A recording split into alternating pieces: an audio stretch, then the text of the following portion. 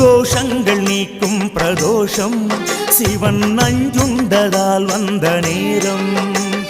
நாம் செய்த தீவினைகள் யாவும் அந்த பிறை சூடன் அருளாலே தீரும்.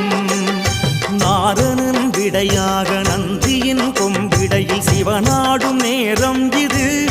சிவன் வரும் சுகமான நேரம் இது. கருணாகரன் சுத்த சிவமானவன் கருணை பொழிகின்ற நேரம் இது. வரம் தருகின்ற நேரம் இது.